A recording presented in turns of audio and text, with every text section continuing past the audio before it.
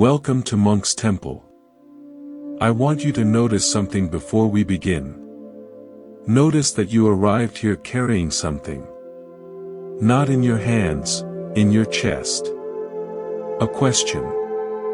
A restlessness. A quiet sense that somewhere along the way, you started living inside a story that doesn't quite fit anymore. You don't need to name it. You don't need to fix it. Just notice that it's there. This is a teaching about suffering. Not the dramatic kind. The quiet kind. The background hum you stop noticing because it never stops. The slight gap between how things are and how you want them to be. 26 centuries ago, a man sat under a tree and mapped this entire territory. His name was Siddhartha. We call him the Buddha. He wasn't a god. He was a diagnostician. He looked at the human condition and said, "Here is the wound. Here is how it stays open. Here is how it closes." He called his diagnosis dependent origination. Let me tell you about James. James was an architect in Seattle. He designed buildings that won awards. Critics praised his sensitivity to light, his understanding of how space shapes mood. His buildings made people feel something. James himself felt very little. Not depression. Not numbness. Just a persistent, low-grade detachment from his own life. He attended his daughter's piano recitals and felt proud, intellectually. He celebrated his 20th wedding anniversary and felt grateful. Conceptually. But the feelings themselves arrived already translated into thoughts, already processed into data. His therapist said, "You've spent 30 years learning how to feel through your buildings. When will you learn how to feel through yourself?" James didn't have an answer. This is ignorance. Not stupidity. Not lack of information. Ignorance is not seeing the structure of your own experience. It's living inside a house and never noticing the walls. The Buddha said, "When this is, that is." Not philosophy. Observation. When ignorance is present, formations arise. Formations are the momentum of everything you've thought, said, and done. That momentum didn't disappear. It became you. When formations are present, consciousness appears. Not consciousness itself, consciousness is the knowing capacity, the light. Formations just determine where the light lands. When consciousness appears, body-mind coheres. Not mind inside body. Body-mind inside consciousness, like a reflection inside a mirror. When body-mind coheres, the sixth sense doors open. Eyes, ears, nose, tongue, body, mind. 6 thresholds where the world touches you. When the sense doors open, contact occurs. The world touches you constantly. You cannot prevent this. When contact occurs, feeling arises. Pleasant. Unpleasant. Neutral. 3 notes. Every emotion you've ever felt is just these 3 notes played faster or slower. And here, in the space between contact and feeling, almost no one pauses. If this teaching speaks to something you've carried alone, please subscribe to Monk's Temple. The button is below. It's a small gesture that tells yourself, "My awakening matters." 2 seconds. The effects last much longer. Let me tell you about Carmen. Carmen was a florist in Austin. She arranged flowers for weddings and funerals, births and graduations, celebrations and quiet apologies delivered in hospital rooms. She handled roses and lilies and orchids and once, memorably, a single potted succulent that a man brought to his first date with the woman he would marry. Carmen had a peculiar gift. She could look at a room full of flowers and know, instantly, which arrangement would sell and which would wilt unsold. She couldn't explain how she knew. She just knew. I asked her, "Is it the colors? The shapes?" She shook her head. "It's the gap. The gap between seeing and wanting. Most people see a flower and immediately want something from it. They want it to match their sofa. They want it to impress their mother-in-law. They want it to last 2 weeks instead of 1. All that wanting gets between them and the flower. She trimmed a stem at an angle. But some people just look. They don't want anything. They just receive. Those people always pick the arrangement that was meant for them. This is the space between contact and feeling. It's always there. You just never learn to inhabit it. The Buddha didn't teach that feeling is the problem. Feeling is natural. Contact happens. Pleasant and unpleasant arise. This is not suffering. Suffering begins when craving enters. Craving is not wanting. Craving is wanting plus the belief that you cannot be okay without the wanting being satisfied. Craving is the gap between what is and what should be, experienced not as information but as emergency. Most of us live in perpetual low-grade emergency. We don't notice because the emergency is so familiar. It's the water we swim in. It's the air we breathe. It's the background hum of a mind that believes something is missing and the missing must be filled. But here's what the Buddha discovered: the emergency is optional. Not because the world stops presenting you with pleasant and unpleasant experiences. The world never stops doing that.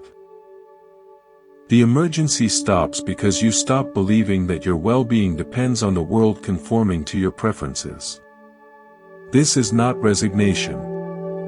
This is not passivity. This is the end of a very old, very exhausting war. The war between what is and what should be. When this is, that is. When ignorance is present, formations arise. When formations arise, consciousness lands. When consciousness lands, body-mind appears. When body-mind appears, the sixth sense doors open. When the sixth sense doors open, contact touches you. When contact touches you, feeling rises like heat from summer pavement. And then something new can happen. Instead of craving, you can pause. Instead of clinging, you can breathe. Instead of becoming, you can simply be. Not because you've mastered some advanced spiritual technique. Because you finally saw what was always there. The gap. The sanctuary. The space between stimulus and response where your freedom has been waiting your entire life. We stopped at feeling.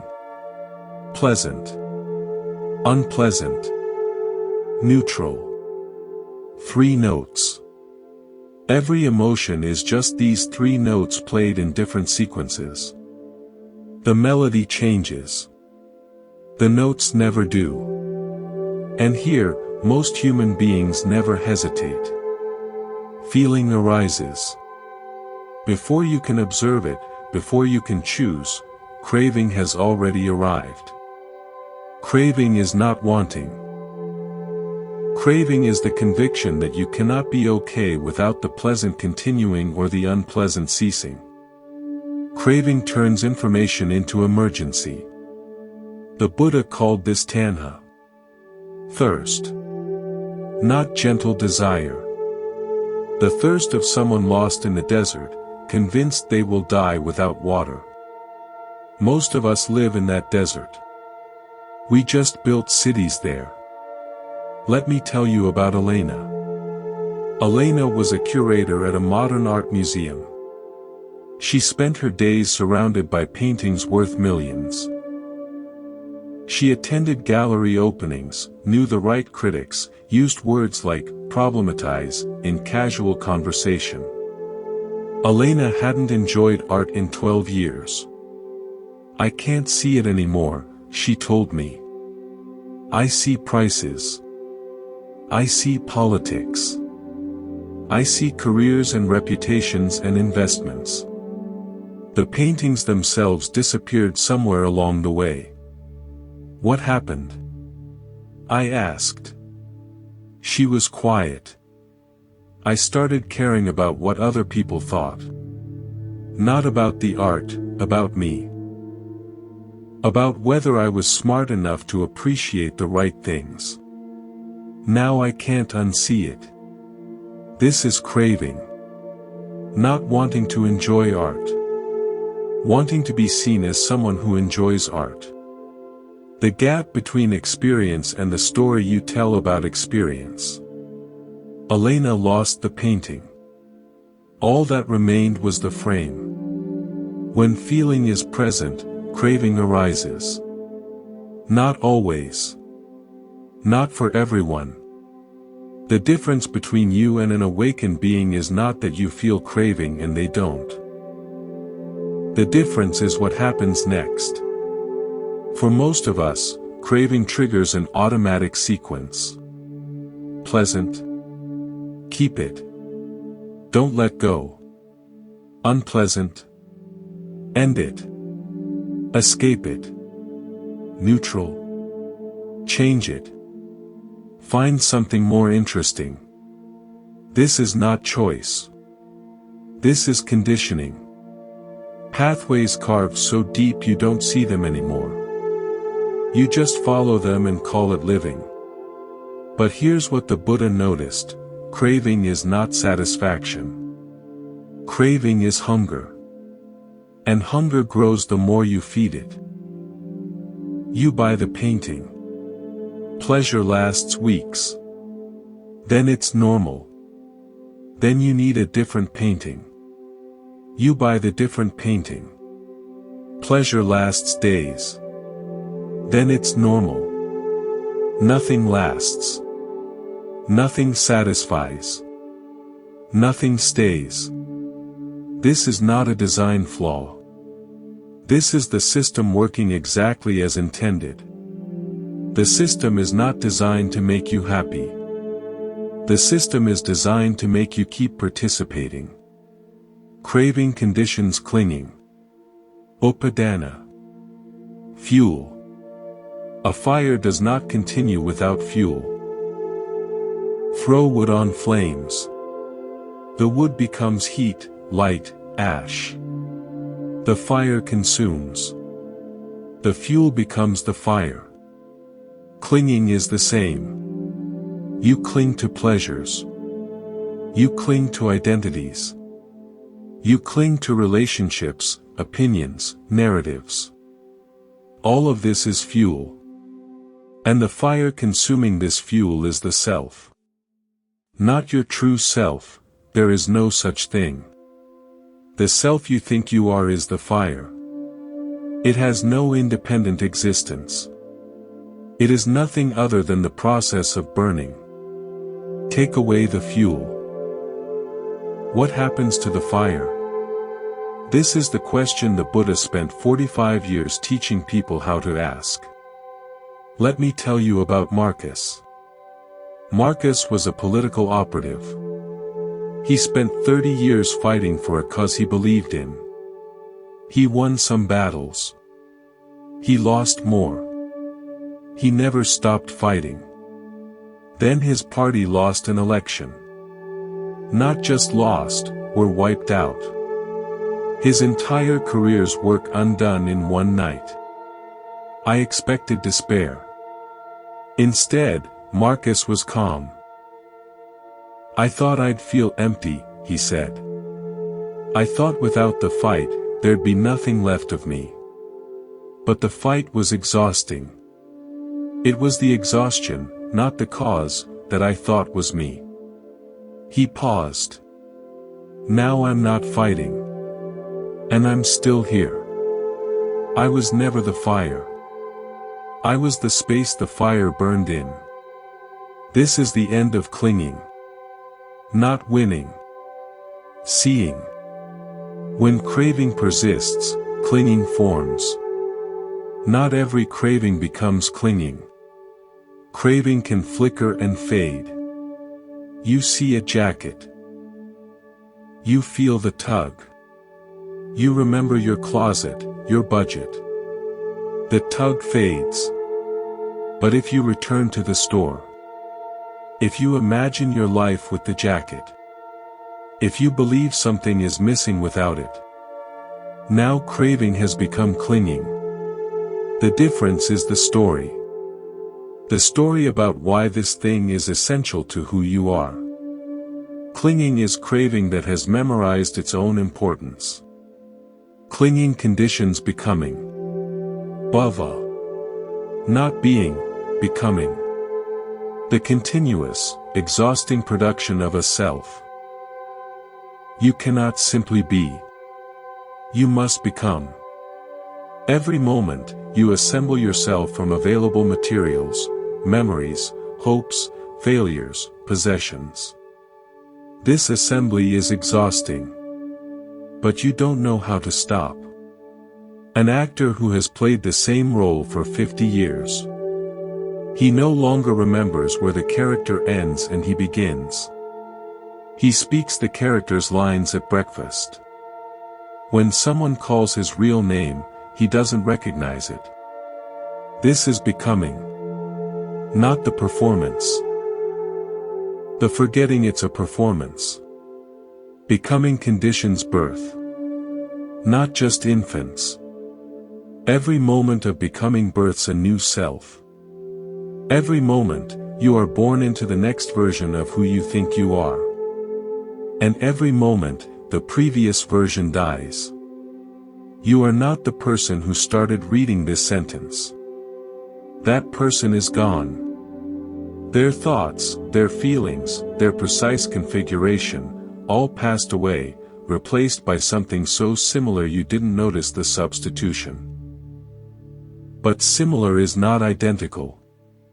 The Buddha said, when birth occurs, aging and death follow. Not punishment. Physics.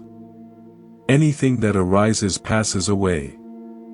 Anything assembled disassembles. Including you. Including every version of you that has ever existed. Let me tell you about Rose. Rose was 97. She had outlived 2 husbands, 3 children, most of her friends. I asked her, "Are you afraid to die?" She laughed. "I've been dying for 97 years. I'm an expert." "What's it like?" She considered the question. "It's like taking off a coat you've worn so long you forgot you were wearing it. You think the coat is your skin. You think without the coat, you'll freeze. Then you take it off, and the air feels wonderful, and you wonder why you waited so long." She smiled. "I'm ready for the air. This is the chain. Not 12 enemies to defeat. 12 opportunities to pause. The chain breaks when you see it. Not understand it. See it. Directly. In your own experience. You see feeling arise. You see craving follow. You see the gap between them, always present, always accessible, and you choose to pause. Not forever. Just one breath. In that pause, the chain falters. The fire receives no fuel. The self is not assembled. And for one moment, you are free. Not permanently. Just free enough to remember what freedom feels like. Once you've tasted it, you will spend the rest of your life learning to taste it again. We have followed the chain to becoming. To the continuous, exhausting production of a self. Now we arrive at birth. Not the birth you remember from biology class. Not the emergence of a baby from a womb, though that is one kind of birth. The Buddha was speaking of something more immediate, more intimate. Every moment of becoming births a new self. Not metaphorically. Actually. The person who woke up in your body this morning is already dead. Their thoughts, their fears, their precise configuration of hopes and regrets, all gone, replaced by a new configuration so similar you didn't notice the substitution. But similar is not identical. You are not the same person who began reading this sentence. That person believed certain things, felt certain feelings, carried certain burdens. That person has already passed away. You are their successor, inheriting their memories, their obligations, their unfinished business. And you too will die. Not at the end of your life. At the end of this moment. The Buddha said, when birth occurs, aging and death follow inevitably. Not punishment. Physics. Anything that arises must pass away. Anything assembled will disassemble. Anything born will die. Including you. Including every version of you that has ever existed. Let me tell you about Catherine. Catherine was an obstetrician. She had delivered more than 3,000 babies. She had held them, slippery and astonished, as they took their first breath of earthly air. One evening, after a particularly difficult delivery, she sat in the hospital cafeteria and wept. Not from exhaustion. Not from relief. From something she couldn't name. I spend my whole life bringing people into the world, she said. And every single one of them is going to leave it. Every baby I deliver will one day die. Their parents will die. Their children will die. I will die. She wiped her eyes. I always knew this. But tonight I felt it. Tonight I understood that birth is not the opposite of death. Birth is the beginning of death. She paused. And also the beginning of everything else. The love. The loss. The 80 years of being alive between the first breath and the last. Birth doesn't cause death. Birth includes death. They're not two events. They're one event, seen from different ends. This is the insight the Buddha spent 45 years offering. Not that death is the end. That birth and death are the same movement, the same wave, the same breath inhaled and exhaled. You cannot have one without the other. You cannot keep the birth and refuse the death. They arrive together, wrapped in the same package, bound by the same chain. When birth occurs, aging and death follow. Not as punishment. As completion. A wave rises from the ocean. It travels miles, carrying ships and sunlight and the memory of wind. Then it reaches shore and dissolves back into the water that gave it birth. Was the wave's existence a tragedy? Was its dissolution a failure? The wave doesn't think so. The wave doesn't mourn its own disappearance. The wave just waves, and when waving is complete, it rests. You are the wave. You have forgotten that the ocean is your home. You have spent 80 years believing you are separate, independent, self-sufficient. You have fought the dissolution that was never an enemy. The Buddha's invitation is simple: remember the ocean. Not after you die. Now. While you are still waving. While you are still rising and falling and catching the light. Remember that the water that composes you has always been ocean. Will always be ocean. Was ocean before you learned to call yourself a wave. Will be ocean after the name, you, no longer applies. This is not annihilation. This is recognition. Let me tell you about Thomas. Thomas was a carpenter in Vermont. He built furniture, tables, chairs, cabinets, once a staircase so beautiful that people drove from 3 states away just to climb it. Thomas was dying. Cancer, the kind that doesn't negotiate. I visited him in his workshop.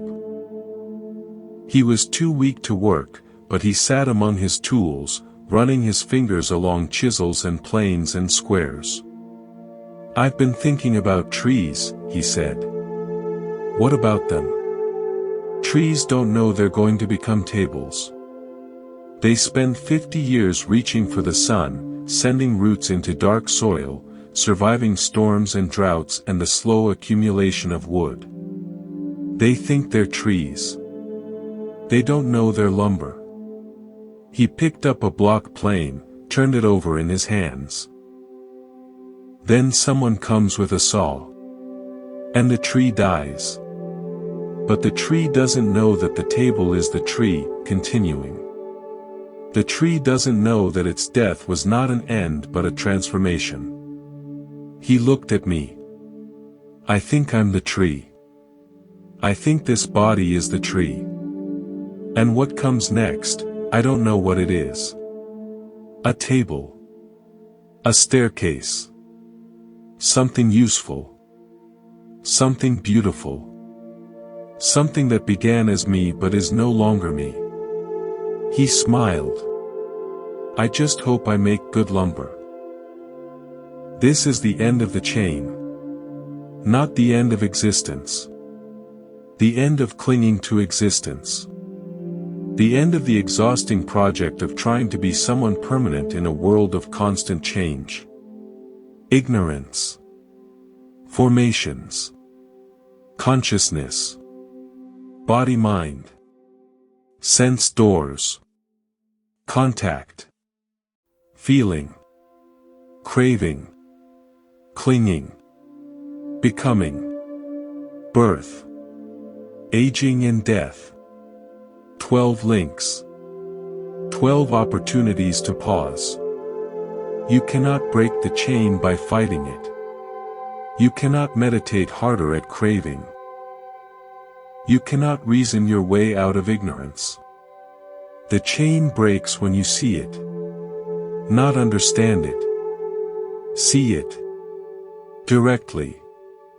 In your own experience, moment by moment, breath by breath. You see feeling arise. You see craving follow. You see the gap between them, always present, always accessible, and you choose to pause. Not forever. Just one breath. In that pause, the chain falters. The fire receives no fuel. The self is not assembled. And for one moment, you are free. Not permanently. Just free enough to remember what freedom feels like. Once you have tasted it, you will spend the rest of your life learning to taste it again. The Buddha called this taste nirvana. Not a place. Not a state. Not the end of experience. Just the unbinding of consciousness from the conditions that have always confined it. Remember the wave. The wave does not cease to exist when it reaches shore. It ceases to be a wave. It returns to the ocean that was its home all along. Nirvana is not the death of the wave. Nirvana is the wave remembering it was never separate from the ocean. You have always been ocean. You just forgot. We have traced the chain from ignorance to death. 12 links. 12 phases of one continuous process. Now we must ask, what breaks the chain? Not willpower. You cannot force yourself to stop craving. The effort itself is more craving. Not knowledge. You cannot read enough books, attend enough retreats, memorize enough suttas. The intellect cannot untie what the intellect did not tie. Not time. The chain has been running for thousands of lifetimes. It is very patient. It will outweigh any resolution you make. The chain breaks when you see it. Not understand. See. Directly. In your own experience, moment to moment, breath to breath. This is why the Buddha called his teaching a path. Not a destination. Not a doctrine.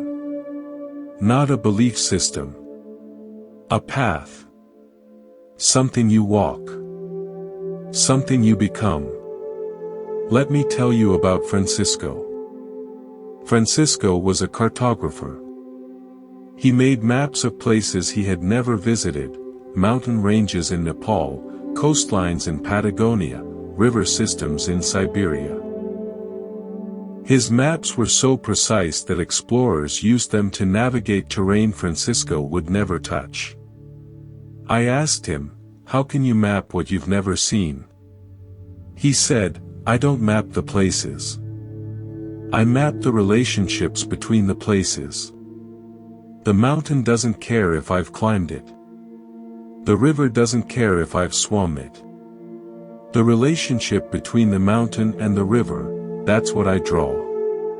He unrolled a map of the Himalayas. "I've never been here. But I know that when snow melts on this peak, it flows into this stream, which joins this river, which irrigates these valleys, which feed these villages. I don't need to touch the snow. I just need to understand the pattern." He looked at me. The Buddha was a cartographer. He never visited your suffering. He never climbed your trauma or swam your grief. But he understood the pattern. And he drew a map. This is dependent origination. Not the territory. The map. You still have to walk. The path the Buddha drew has 8 dimensions. Not steps. You don't complete step 1 and move to step 2. 8 petals on one flower. 8 limbs on one body. 8 practices that support and strengthen each other. Right view. Not believing the right doctrines. Seeing clearly that the chain is a chain, that suffering has structure, that freedom is possible. Right intention. Not forcing yourself to be nice. The gradual disentangling of your motivation from craving and clinging. Right speech. Not pious silence. Words that heal rather than wound, connect rather than separate. Right action. Not moral perfection. Behavior that doesn't add more fuel to the fire. Right livelihood. Not quitting your job to become a monk. Work that doesn't require you to harm yourself or others. Right effort. Not striving. The balanced energy of a lute string, not too tight, not too loose. Right mindfulness. Not dissociated observation. Present, warm, embodied attention to whatever is arising. Right concentration. Not trance. The collectedness of mind that sees clearly because it is not distracted by its own agitation. 8 petals. 1 flower. Let me tell you about Grace. Grace was a potter in North Carolina. She worked at a wheel, her hands covered in clay, her apron stiff with dried slip. She made functional pottery, mugs, bowls, plates. Nothing precious, nothing meant for galleries or collectors. I asked her, what makes a good pot? She said, the center. She pointed to the wheel. If the clay isn't centered, nothing else matters. You can shape it perfectly.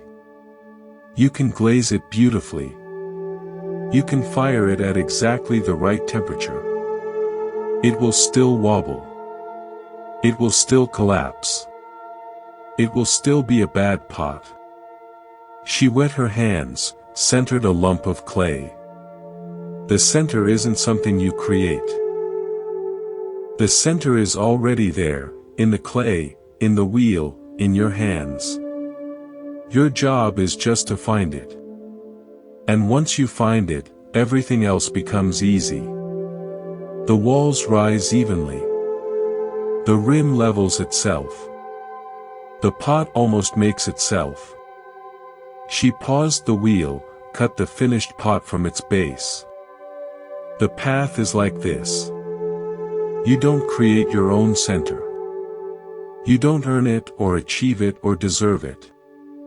It was always there. You just have to stop wobbling long enough to feel it. The path is not about becoming enlightened. The path is about realizing you were never unenlightened. You just forgot. You got distracted. You started believing the map was the territory, the wave was separate from the ocean, the pot was separate from the clay. Enlightenment is not acquisition. It is recovery. You are not becoming something new. You are remembering something old. Something ancient. Something that has been true since before you were born and will remain true after you die. The Buddha did not invent this truth. He discovered it, the way Columbus discovered America, already there, already complete, waiting for someone to recognize it. The Buddha was not the source of the Dhamma. He was its witness. And now he has passed the witness stand to you. Let me tell you one more story. A woman came to monk's temple.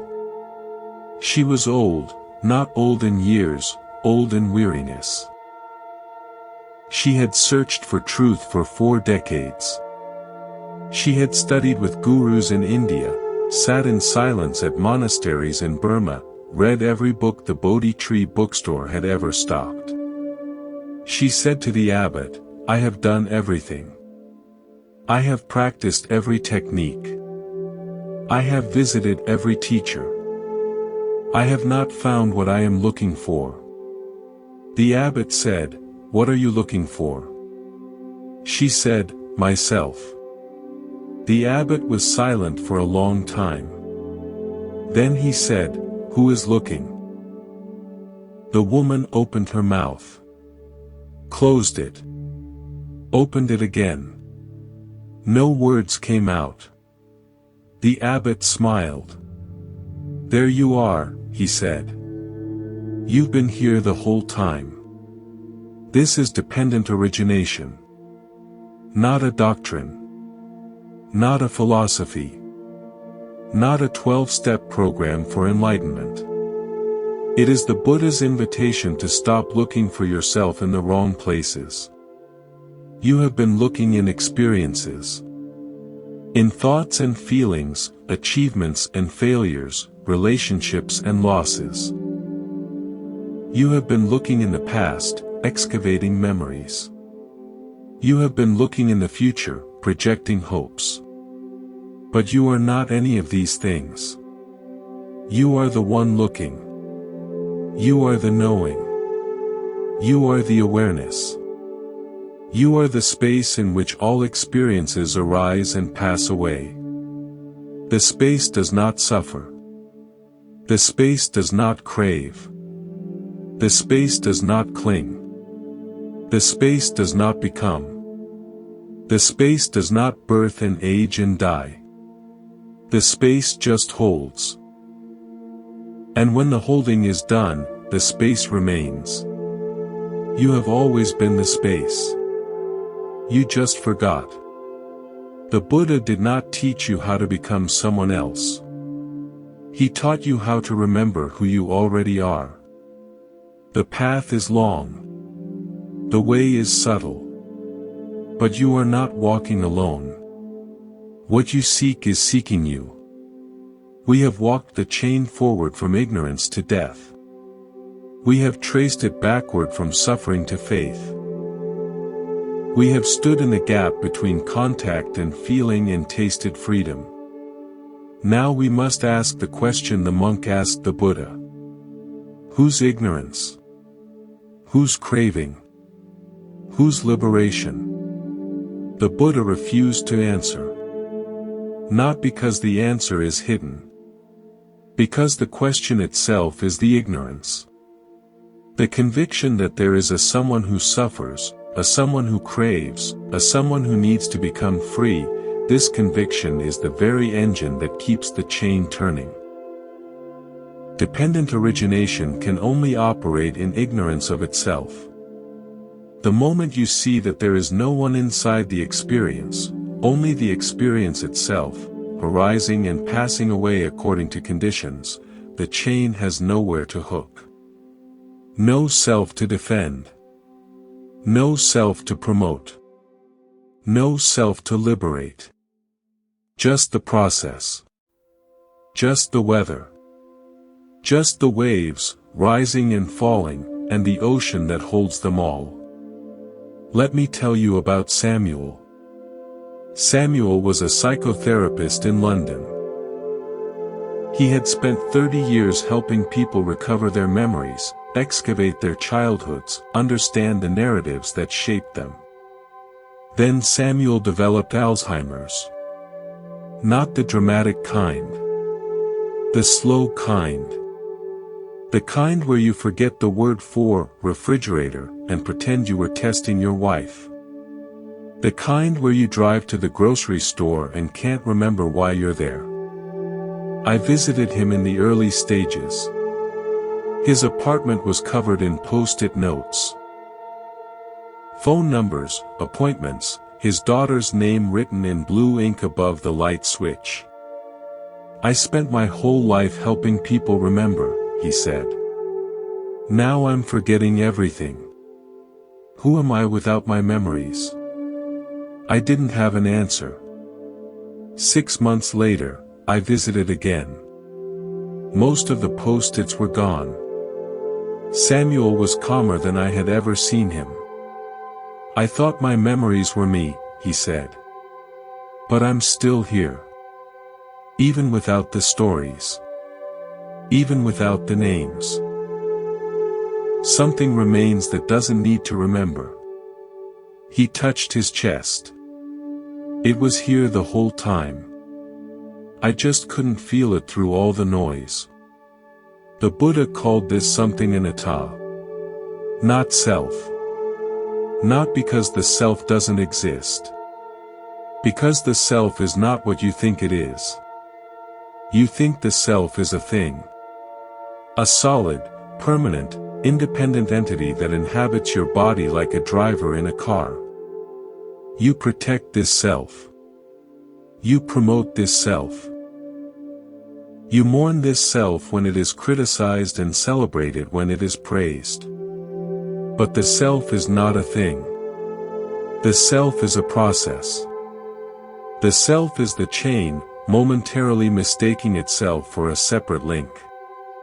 The wave, momentarily mistaking itself for a separate ocean. The flame, momentarily mistaking itself for a separate fire. There is nothing wrong with the process. The process is natural. The process is how life experiences itself. The problem is that the process has forgotten what it is. It thinks it's a noun.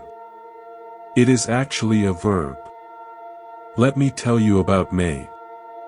May was a calligrapher in San Francisco. She had studied the art for 40 years. Her brush strokes were famous among people who care about such things. I asked her, "What is the hardest character to write?" She said, "I." Not the English letter. The Chinese character for self. Why? She dipped her brush in ink. Because every other character is about something outside you. Mountain. River. Tree. House. You can look at the thing and compare your stroke to the thing. But the self has no external reference. You cannot look at yourself and compare your stroke to what you see. You are both the artist and the subject. You are both the brush and the ink. She held the brush over the paper. To write "I" correctly, you must forget that you are writing. You must become the stroke itself. The hand, the brush, the ink, the paper, the character, all one movement. No separation. She wrote. One stroke. Perfect. That is not self, she said. Not the absence of self. The end of separation. The path is not about destroying the self. The path is about ending the separation between self and everything else. You are not a wave trying to become ocean. You are ocean, temporarily experiencing yourself as wave. The wave does not need to stop waving. It just needs to remember that waving is something it does, not something it is. When the wave remembers, it stops fearing dissolution. It stops clinging to its form. It stops comparing itself to other waves, taller, shorter, wider, greener. It just waves.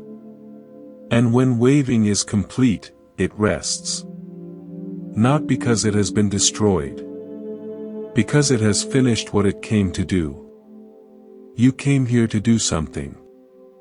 Not to become enlightened. Not to end suffering.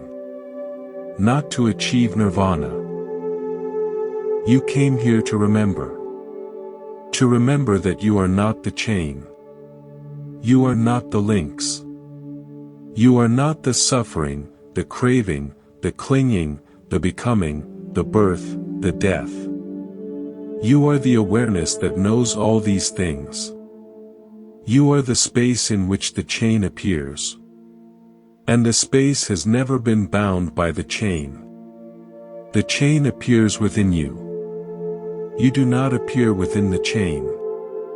This is the Buddha's final gift. Not a doctrine to believe. Not a philosophy to defend. Not a self to become. Just an invitation. Stop looking for yourself in the chain. Look at what is looking. We have arrived at the place where words begin to fail. Not because the teaching is incomplete.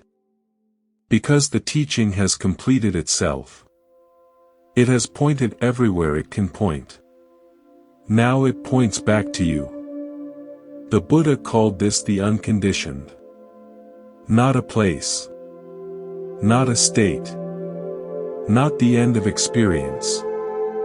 Just the ground in which all experience appears. The screen, not the movie, the ocean, not the wave, the silence between notes that makes music possible. You cannot describe the unconditioned.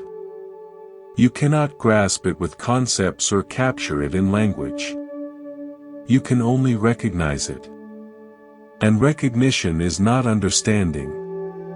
Recognition is remembering. The way you recognize your mother's face in a crowd. Not because you analyzed her features or compared them to a mental checklist. Because something in you knew her before you knew anything else. The unconditioned is your mother's face. You have known it since before you were born. You just forgot. Let me tell you about Rosa. Rosa was a musician in New Orleans. She played the trumpet in jazz funerals, those strange, beautiful processions where the whole city walks behind the dead, playing songs that sound like weeping and celebration at the same time. I asked her, "What do you play when someone dies?" She said, "It depends on who they were. If they were joyful, we play joy. If they were sorrowful, we play sorrow. If they were both, most people are both, we play something that holds both at once. And if you didn't know them?" She smiled.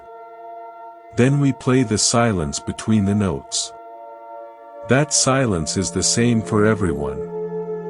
It doesn't need to know their name. It just needs to hold the space where their name used to be." She raised her trumpet. That silence is what we're all returning to. The music is just how we decorate the journey. The unconditioned is not a reward for good behavior. It is not something you earn after 10,000 hours of meditation. It is not the prize at the end of the spiritual obstacle course. The unconditioned is what you are before you earn anything. Before you meditate. Before you are born. Before the chain of dependent origination began its endless turning. You are not a wave trying to become ocean. You are ocean, temporarily experiencing yourself as wave. The wave does not need to stop waving. It just needs to remember that waving is something it does, not something it is. When the wave remembers, it stops fearing dissolution. It stops clinging to its form. It stops comparing itself to other waves. It just waves. And when waving is complete, it rests. Not because it has been destroyed. Because it has finished what it came to do. Let me tell you about Elijah.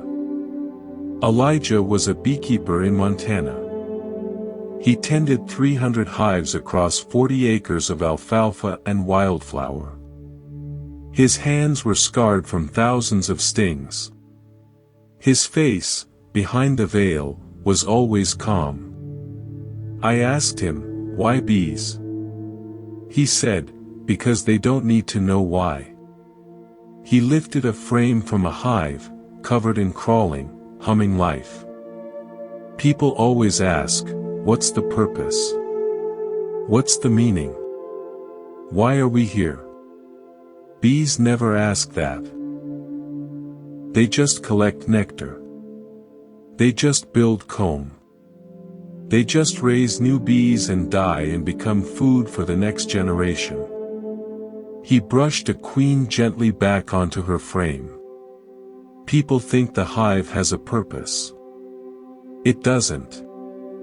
The hive just is. The purpose is the activity itself. The collecting, the building, the raising, the dying. You don't need a reason to be a bee. You just need to be a bee. He looked at me through the veil. The Buddha was a beekeeper. He stopped asking why. He just collected what life offered. He built what life required. He raised what life entrusted to him. And when his time came, he died and became food for whatever came next. He smiled. That's not annihilation. That's completion. The Buddha was dying. His body was worn out. His back ached. His disciples gathered around him, weeping. Ananda, his cousin and attendant, said, "Who will teach us when you are gone?" The Buddha said, "Ananda, for 45 years I have taught the Dhamma. I have held nothing back. I have not kept any teaching in a closed fist." He paused. The Dhamma does not need me.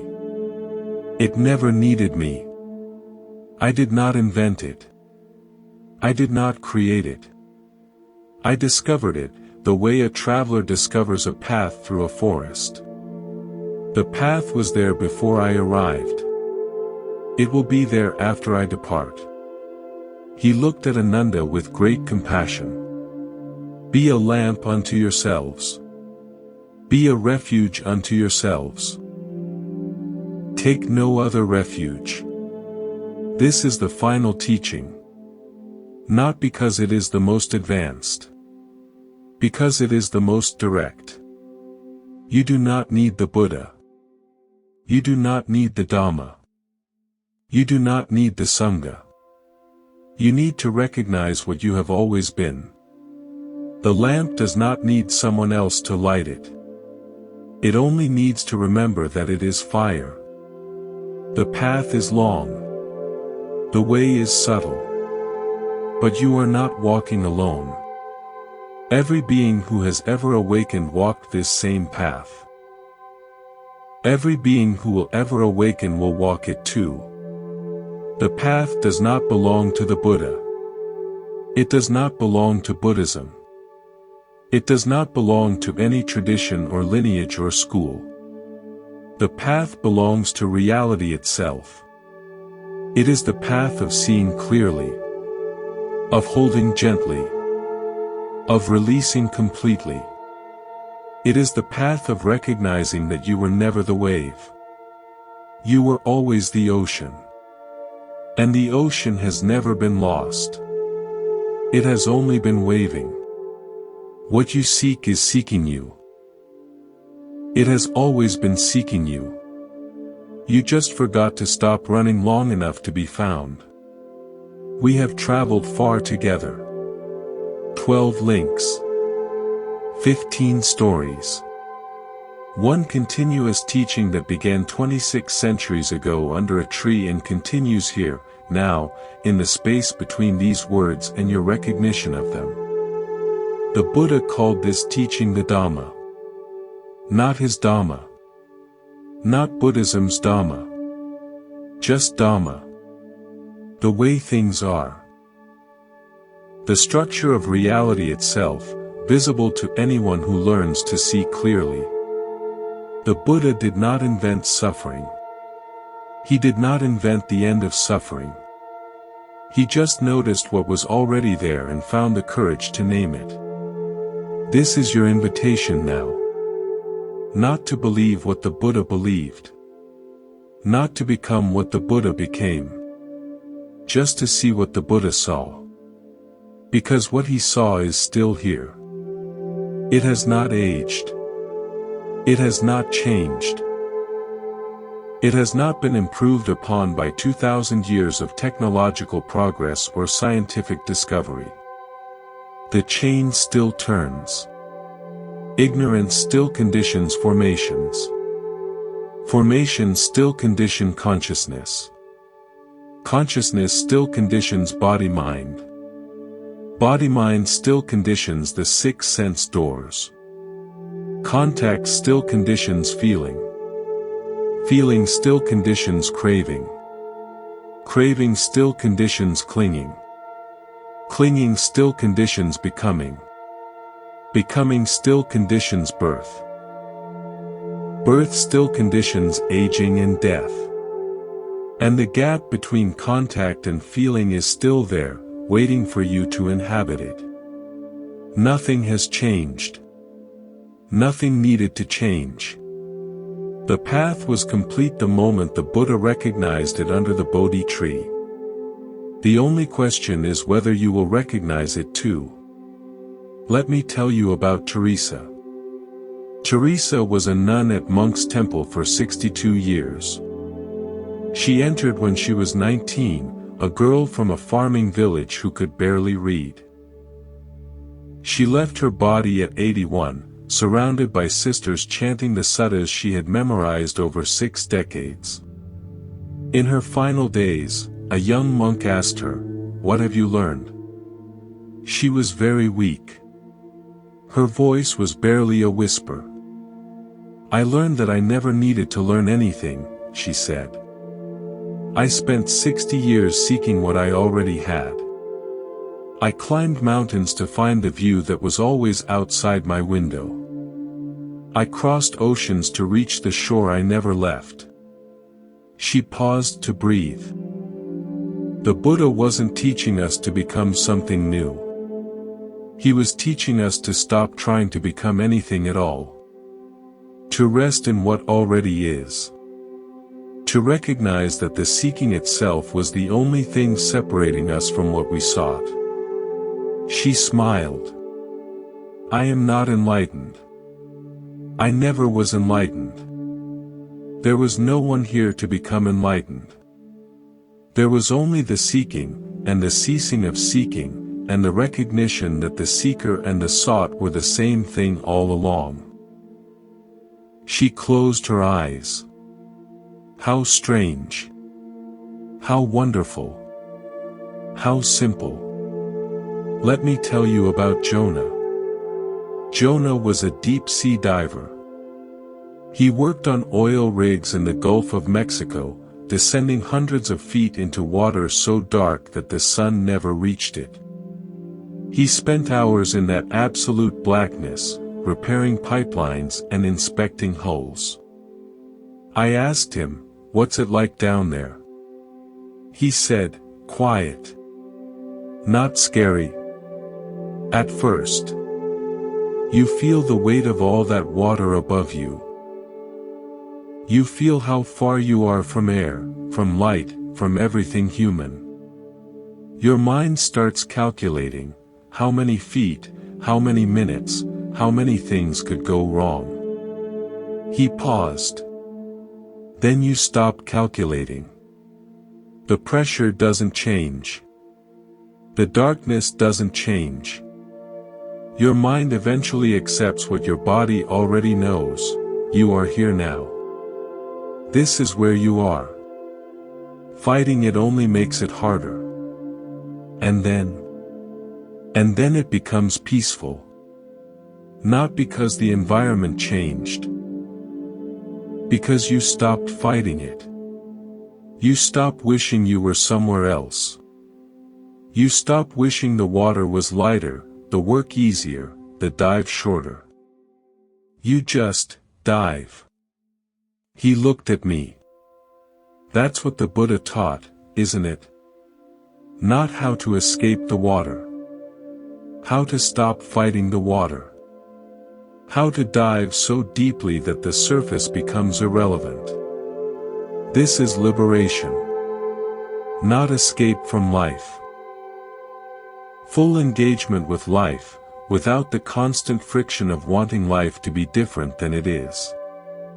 The enlightened being still feels pain. The Buddha had backaches.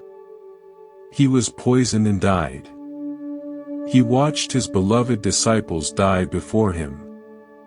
The difference is not in the experience. The difference is in the relationship to the experience. The enlightened being does not add a second arrow to the first. Pain arises. Pain passes. No story about the pain. No identity constructed around the pain. No craving for the pain to end, because craving itself is more painful than any physical sensation. One arrow. Then silence. This is available to you. Not because you will become enlightened. Because you will stop believing you are unenlightened. The silence is already here. It is the space between your thoughts. It is the stillness beneath your breathing. It is the awareness in which all your experiences arise and pass away. You have never been separate from it. You have just been too busy diving to notice the water. Let me tell you one more story. A man came to the Buddha. He was old, tired, worn down by decades of seeking. He had studied with every teacher, visited every monastery, read every scripture. He said, "I have done everything. I have practiced everything. I have given up everything. And I have found nothing." The Buddha said, "What were you looking for?" The man said, "Freedom." The Buddha said, "Who is not free?" The man opened his mouth, closed it, opened it again. No words came out. The Buddha said, "There is no one who is bound. There is no one who is free. There is only the mistaken belief that there is someone here who needs to become something other than what they already are." He paused. That belief is the bondage. Seeing through it is the freedom. The man sat in silence for a long time. Then he bowed and walked away. He had found what he was looking for. He had never lost it. You have never lost it. The chain is real. Suffering is real. The 12 links turn endlessly, producing birth after birth, death after death, self after self. But you are not the chain. You are the space in which the chain appears. You are not the wave. You are the ocean. You are not the dream. You are the dreamer.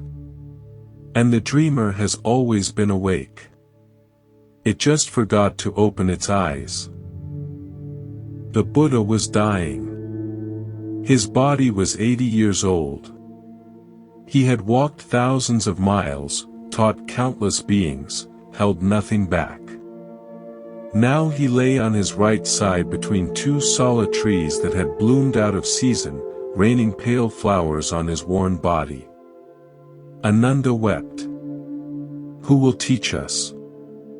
Who will guide us? Who will show us the path? The Buddha opened his eyes. Ananda, have I not told you? Separation from all that is dear is inevitable. What is born dies. What is gathered scatters. What is assembled disassembles. This is not tragedy. This is the nature of things. He paused. For 45 years I have taught the Dhamma. I have not kept one teaching in a closed fist. There is no secret doctrine, no hidden instruction, no final revelation reserved for the most advanced disciples. He looked at Ananda with infinite compassion. The path is complete. You do not need me. You never needed me. The Dhamma was here before I was born. It will be here after I die. You do not need a Buddha. You need to see what the Buddha saw. And what did you see? Ananda whispered. The Buddha smiled. I saw that what I was looking for was looking for me. I saw that the seeker and the sought are the same. I saw that I had never been separate from what I spent 45 years teaching others to find. He closed his eyes. Be a lamp unto yourselves. Be a refuge unto yourselves. Take no other refuge. This is dependent origination. Not a philosophy. Not a doctrine. Not a 12-step program for enlightenment. It is the Buddha's invitation to stop running. You have been running your whole life. Running toward pleasure, running away from pain. Running toward becoming someone, running away from the fear that you are no one at all. The running is the chain. The running is the suffering. The running is the endless production of selves that must die so new selves can be born. You do not need to run. You never needed to run. What you are looking for has been following you your entire life, waiting for you to stop long enough to be found. Not because I need subscribers. Because you need reminders. Because the path is long and the forgetting is constant. Because every small act of intention, every click, every comment, every moment of attention deliberately placed, is a thread in the rope that pulls you back to yourself. The button is below. 2 seconds. The effects last much longer. The Buddha's last words were these: all conditioned things are impermanent. Strive on with diligence. Not strive to become enlightened. Not strive to end suffering. Not strive to achieve nirvana. Just strive on. Continue the path. Not because the path leads somewhere. Because the path is where you are. The path is not the means to the end. The path is the end, unfolding moment by moment, step by step, breath by breath. You are not walking toward awakening. You are walking from awakening, carrying it with you, sharing it with everyone you meet. What you seek is seeking you. It always has been. It always will be. Until you stop seeking and recognize that the seeker and the sought were never separate. Until the wave remembers it is ocean. Until the dreamer opens their eyes. Welcome home. You never left.